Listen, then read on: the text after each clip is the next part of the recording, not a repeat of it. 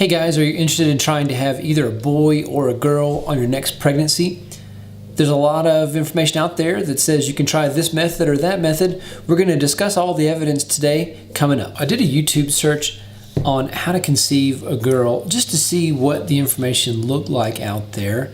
And in one search, I got 49 million results, which is a lot. So I didn't look at all of them. But I picked one that I thought was kind of representative of several that I looked through, and they all pretty much talk about the same things. So we're just going to run through sort of the highlights of one of these videos, and I'm just going to break it down for you, true or false. What does the evidence actually say? Discover how to conceive a girl baby. First things first, let me get some basics for you. To have a girl, you need 2 X chromosomes. One of those X chromosomes comes from the mom, obviously. The other comes from the dad if you make a girl. A dad's chromosomes are X and Y. So if dad gives an X chromosome, the sperm that fertilizes the egg, then you get a girl. And if the dad's Y-bearing chromosome sperm fertilizes the egg, then you get a boy. And all these sort of natural methods out there that people are talking about are trying to favor one type of sperm over the other. So if you want a girl, you want to favor the X-bearing sperm. If you want a boy, you want to favor the Y-bearing sperm. So we're just going to jump into one of these, see what I'm talking about. Conceive a girl is most likely high on your mind if this article headline caught your attention. First off, let's just say that if you've got a robot reading you the video cue cards, you know you've got some good information here. Boy, and luckily for you, there are quite a few proven ways on how to conceive a girl. Firstly, and perhaps most popularly, there's the Shettles method. Okay, well, it was named for a guy named Dr. Shettles in the 1960s, and if he was a doctor, then you know it must be true. It's a method, and the guy was a doctor. So let's see what they had to say about that. This method directly uses the scientific premise that girl-producing sperm live longer and travel slower than boy-producing sperm. Okay, so this method uses this observation that Dr. Shettles made in the 1960s that X-bearing chromosomes tend to move slower but live longer. Y-bearing chromosomes tend to move faster and live shorter. And I mean, that may very well be true in the lab. And so that's where this whole thing started from with the Shettles method. Okay, so let's just keep going here. Using the notion that boy-producing sperm travels faster but doesn't live as long, the Shettles method suggests having plenty of sex up until 3 days before ovulation, meaning the boy's sperm will likely have died by the time the egg is released, leaving only the girl's sperm to fertilize the ovum. Okay, so one of the problems with this is that it's telling you to have sex until up to 3 days prior to ovulation. And if you look at my other video on maximizing natural fertility, there's actual evidence-based information out there that shows that the 3 days leading up to ovulation is your most fertile time. So you really don't want to not have sex during that time. That's when you could actually get pregnant. Now, like I talked about before in my other video, the fertile window could be as good as 6 days long, but the max fertility occurs in the last 3 days leading up to ovulation. So the last thing you'd want to do is not have sex in the 3 days before ovulation. Another tip recommended by the Shettles method for how to conceive a girl baby is to have sex in the missionary position. This ensures the sperm is deposited slightly away from the cervix, meaning the sperm has further to travel. Okay, so the missionary position, according to this video, would deposit the sperm further away from the cervix, meaning it's further to travel. There's a lot of assumptions built into that. I mean, number one, how do you know where the cervix is on every single person? Because I can tell you after about, 50,000 pelvic exams in my life, people's cervixes are positioned in different places. So if you're assuming that one sexual position is going to maximize where the sperm is deposited, I mean, there's just zero proof of that whatsoever. Ways to improve the chances of how to conceive a girl is to put yourself on the baby girl diet whilst trying for a baby and for the early stages of pregnancy.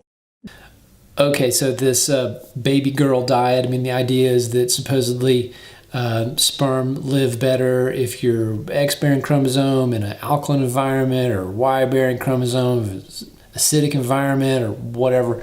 Again, no proof. No proof. There's just no proof for any of this stuff.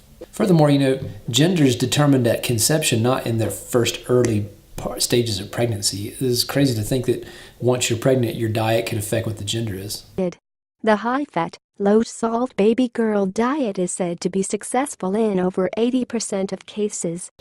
Said to be. Must be true. There you go.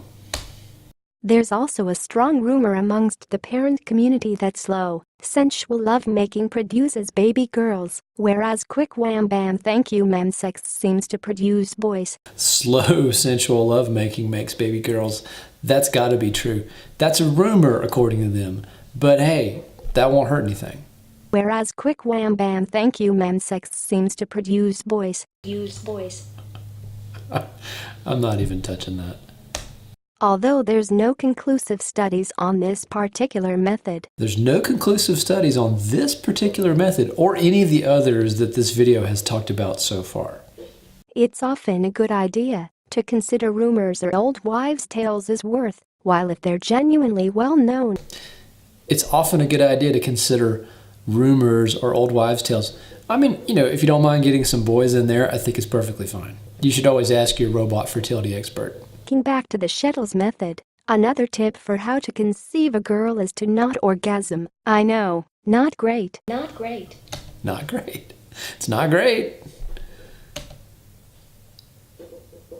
She knows. That sort of ruins the last paragraph. Sorry. Which favors boy sperm, not girl sperm. Yeah, again, but with the pH thing, it has nothing to do with it. Another particularly interesting way of ensuring you have a baby girl is to follow the Chinese lunar birth calendar. Chinese lunar birth calendar, yeah. Nope. I don't have any data on that one whatsoever. No one's entirely sure who created it, but it's certainly an accurate prediction method with a 90% accuracy rate on how to 90% accuracy rate. It's interesting because if this was actually true, then the people in China who are living under a one-child policy very often want to have a boy. And so they would just do the opposite of whatever this is to not make a girl. And I haven't seen any data on that one either. It sounds crazy. It does sound crazy. If, however, you're extremely skeptical and want to rely solely on scientific procedures for how to conceive a girl, then it is possible to have IVF that's gender-specific. Okay, so the robot is actually talking about something that's true here. It is possible to have in vitro fertilization and determine the gender of the actual embryo. It's possible to determine the gender with genetic testing prior to transfer of the embryo. So this is actually a thing. It's considered controversial, but it is out there and it is often allowed for a couple different reasons, one of which is called family balancing. So let's say you have already a bunch of boys and you just want a girl. If there are diseases that are related to either the X chromosome, so for example, Fragile X, or to the Y chromosome, like a hemophilia, for example. So yeah, maybe the robot's got a point here. Although many say it's immoral and unnatural, and the price tag is certainly hefty, at over $20,000. That's true, it's not cheap. You can ensure you're getting a girl when they specifically select your partner's girl-producing sperm and fertilize your egg with it for you. They don't select girl-producing sperm. They make embryos, and then the testing is done on the embryo, so after conception, not with the sperm before they actually create the embryo. So the robot's getting a little bit off track here. Whatever option you choose, it's certainly worth throwing caution to the wind and giving the natural theories a go first, though, especially, again, if you don't mind getting some boys about half the time. Okay, guys, well, thanks for watching. So this is fairly representative of a lot of the videos that I saw on YouTube that had to do with trying to select a girl versus a boy, this Shettles method. There's no proof whatsoever. Plenty of people have said, well, I got pregnant and had a girl, so there's your proof. Again, anything that's going to be 50-50, it's going to work out about half the time. So I'm happy for them. I'm glad they got their girl. And, I don't think there's any harm in trying these things. But in terms of actual proof that they work, there's none. And the only really scientifically proven thing that can be done is in vitro, like we talked about. There are some other pretty high-tech methods that this awesome video did not describe. One of which is called flow cytometry. So you can actually sort the sperm based on their size.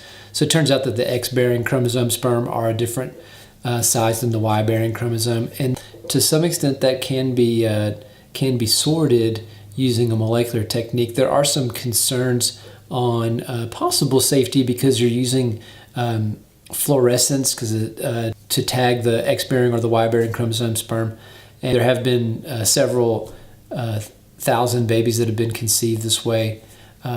It's not cheap. You have to do it at a specialty center. There's only a few in the country. You have to do artificial insemination with them at their center. And even so, even with that method, there's no guarantee. It gets you up in somewhere in the 75 to 80% neighborhood. So it's cheaper than IVF with pre-implantation genetics, but it doesn't give you the same level of certainty either. Okay guys, well thanks for watching. I hope this information is helpful. I hope you enjoyed watching the robot video. And if you like what you're seeing, please consider subscribing, give it a thumbs up. Thanks for watching. Have a great day.